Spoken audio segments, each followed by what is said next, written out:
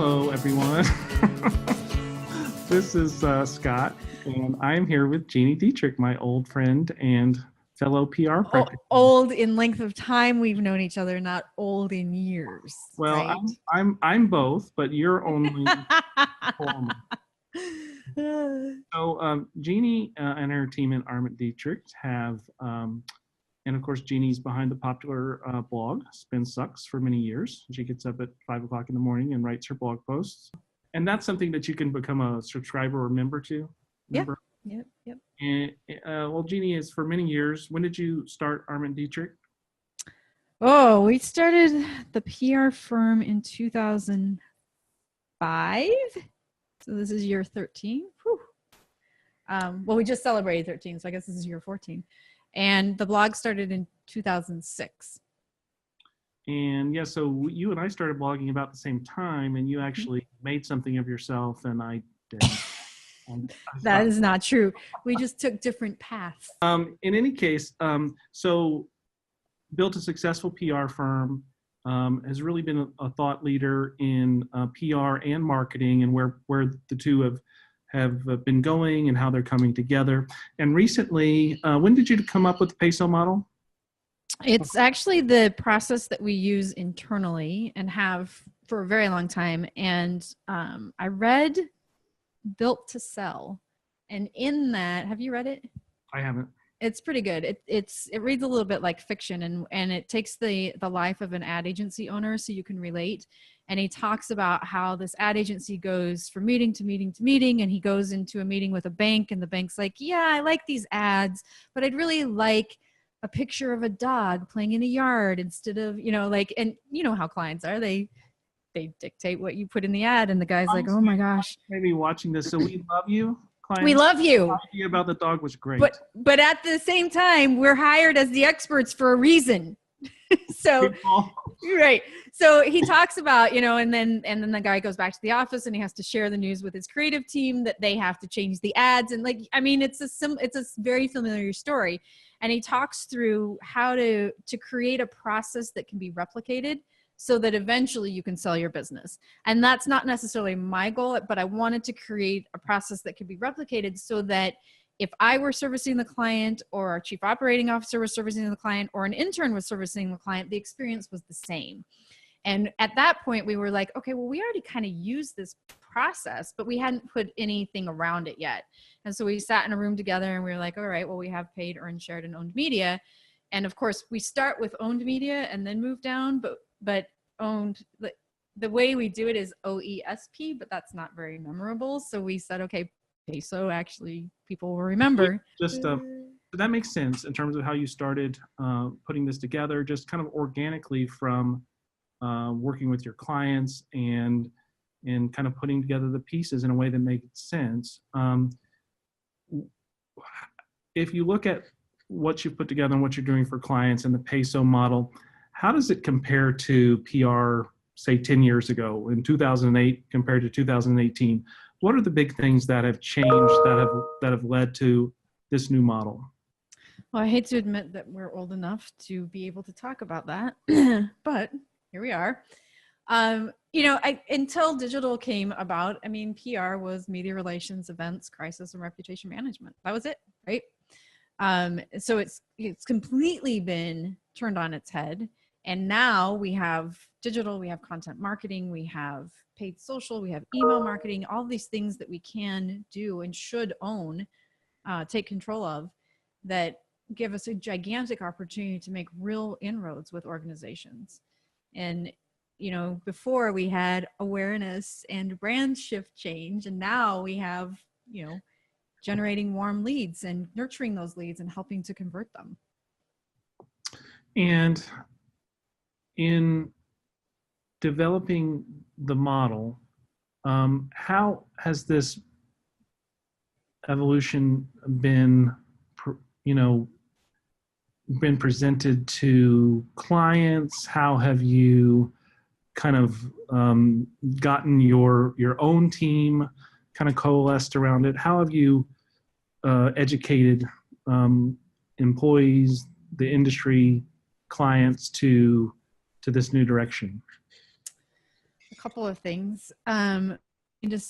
We were going this route. I think it was 2009, may have been 2010. I don't remember exactly.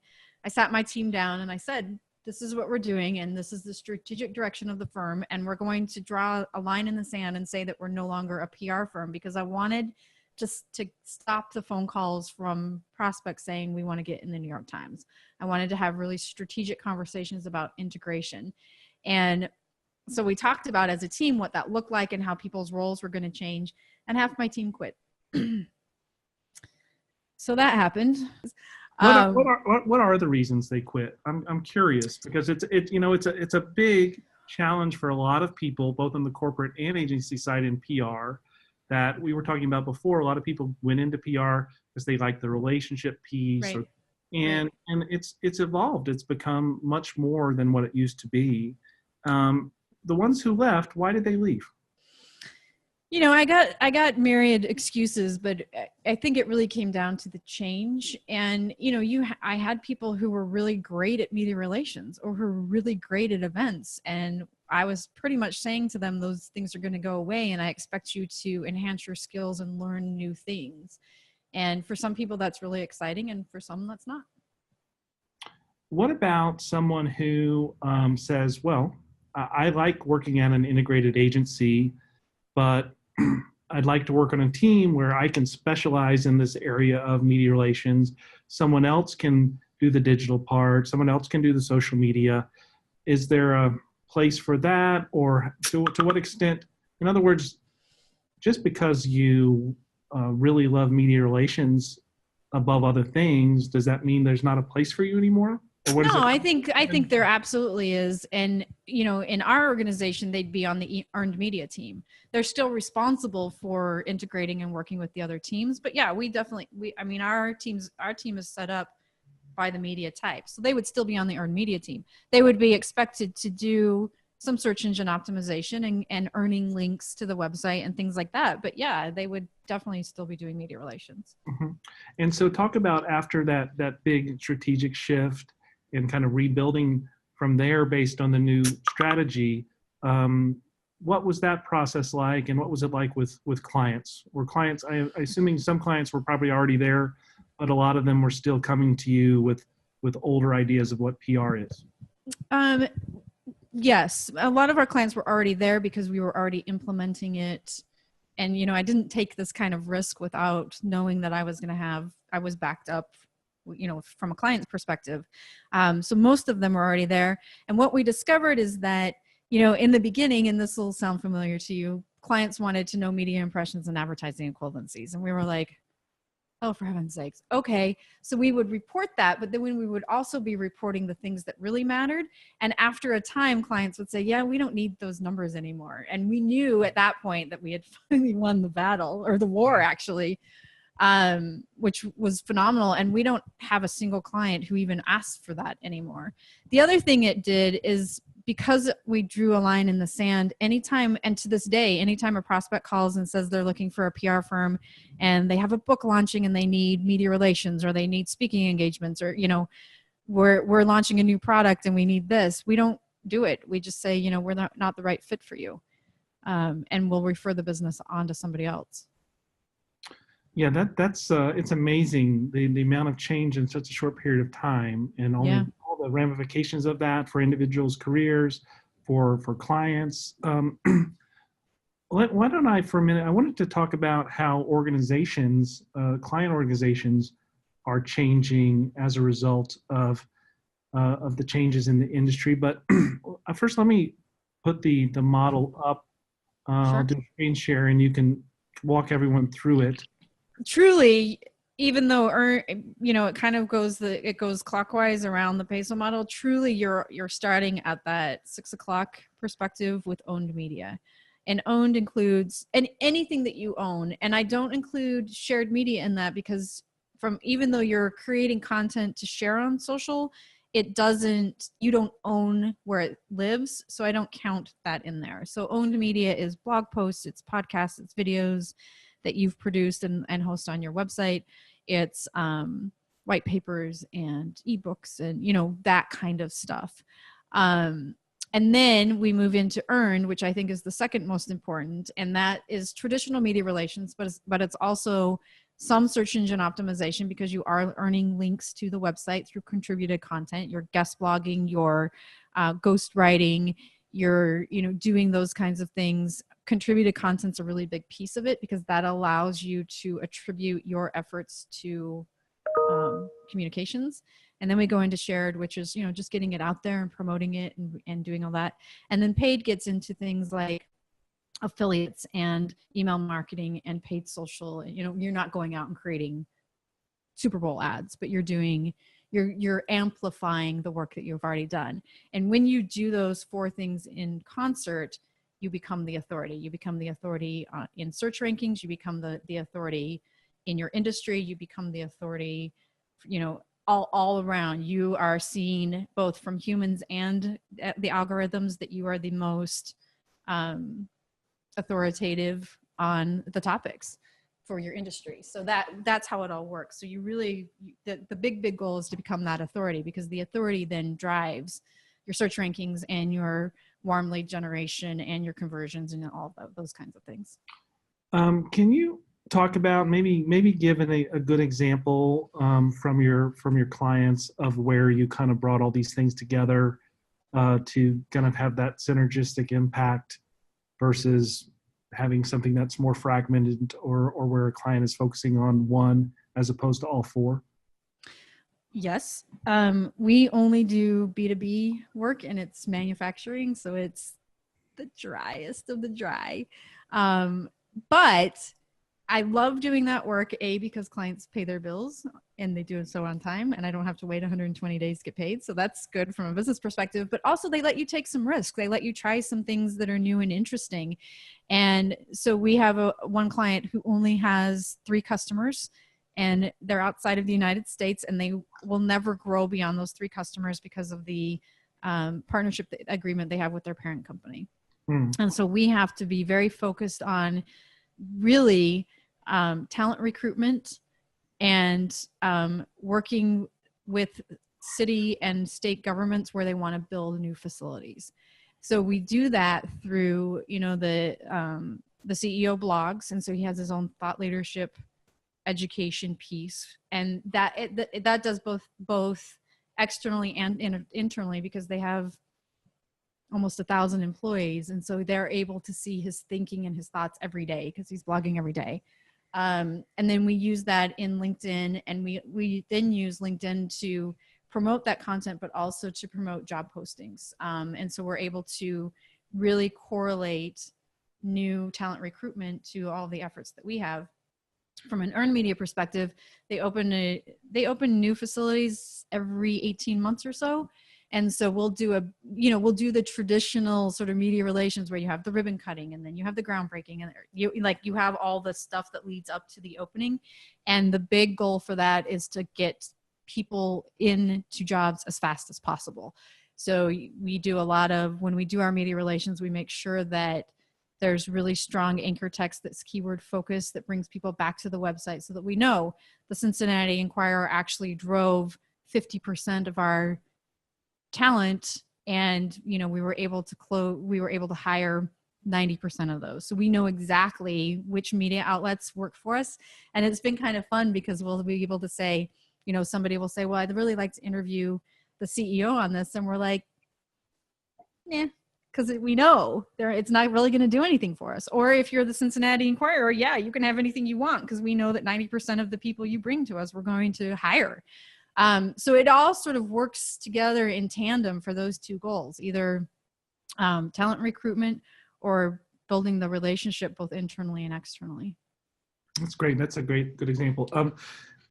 And as you know, well, gosh, back in the day when I was in corporate communications, corporate communications and marketing and sales were all very separate departments.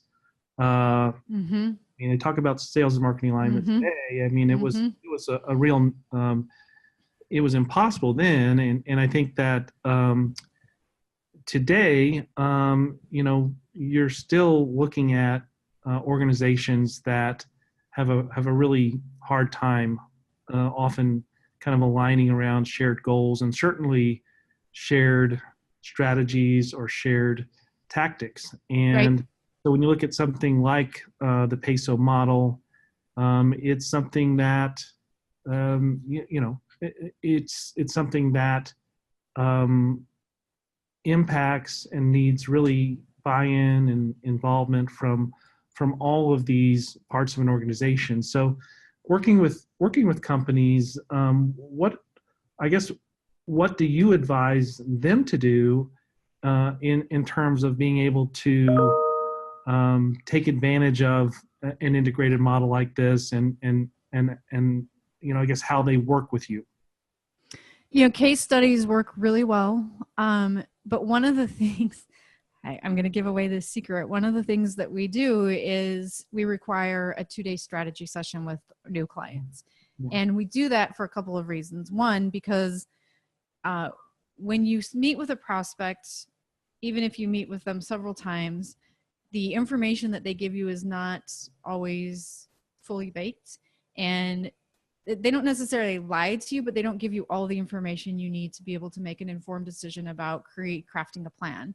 And a lot of executives will hire a communications firm and say, okay, go and do your thing and make us a lot of money. And you don't really know until you get inside the organization if there's something cultural or operationally that has to be fixed first.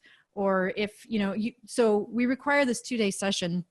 And we require that the executives are in the room for part of it. And what it does for us is it gives us enough information to make really smart decisions and customize a real communications program for them that's based on the PESO model.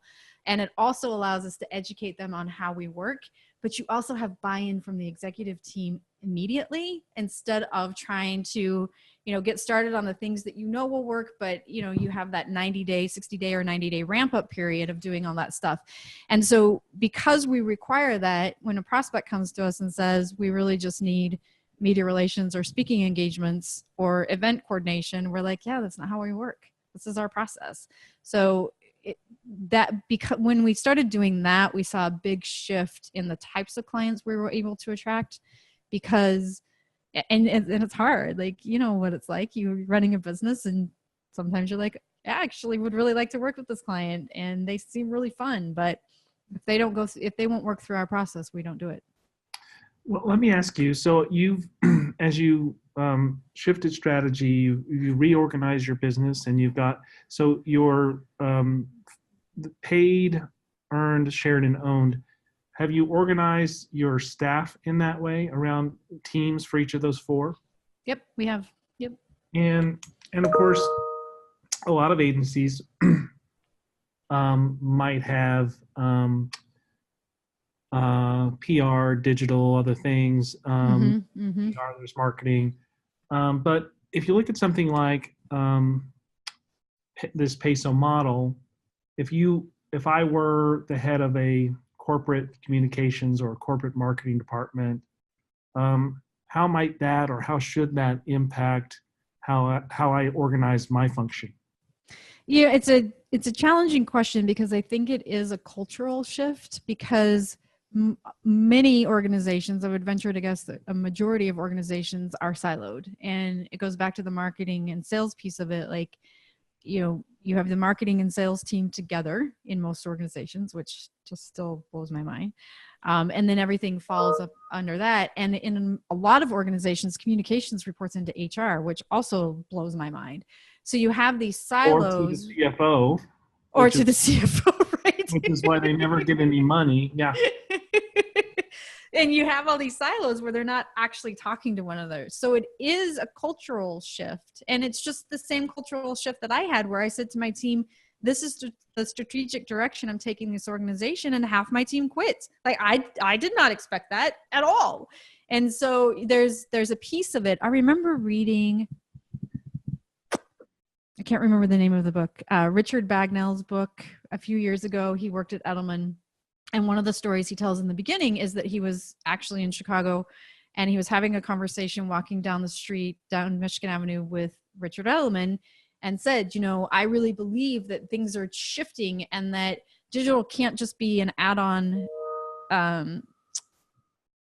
department, we have to integrate and we have to do all these things. And Richard Edelman said, I agree, but for us to do that is cost prohibitive. And so, which I get, but so there is that piece of it that from a culture perspective, if you're not already set up where departments are talking to one another and sharing information, and you have an organizational wide project management system that works for everybody, it's not going to work. Yeah, absolutely.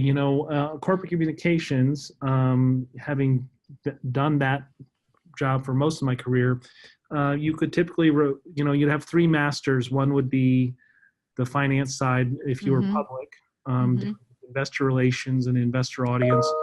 The second would be the internal audience, employee communications, working with HR, and the third would be marketing. But often the PR didn't report to marketing. It would report, as you said, to HR. It would report to CFO, to IR. And so it led to a lot of, I think, misalignment between communications and marketing. I always thought, in terms of just kind of looking at how you reorganize, looking at how our firm is reorganized over time, and looking at what could or should happen within marketing organizations, I've always thought that maybe a simple thing to do is to have brand PR be separate from corporate PR. So the PR that's designed to drive growth is separated from the PR that's designed to protect your reputation, manage things in a crisis, communicate to employees and investors. That to me, that's at least one example of how an organization could maybe try to align more around audiences than around functions. Yes, and I think at the same time, you still have to be integrated and working together and sharing information, because I mean, from a corporate perspective, if you're in the middle of a crisis, the first place people are going is social media. Right. That's true. Well, Gini, this has been really insightful. This is really an important shift that all agencies are realizing they have to make. They may be behind the curve on actually doing it. And the same is true for marketing organizations on the corporate side. It's happening everywhere. And I think what's great about the PESO model is you've really broken it down in a way that with all of this change and all this perceived fragmentation, you've kind of brought it back together for people in a simple way, in a simple model for people to understand. So I appreciate you doing that and also sharing your ideas with us today. It is my pleasure, and I'd do anything for you. So there you go. Thanks, Gini.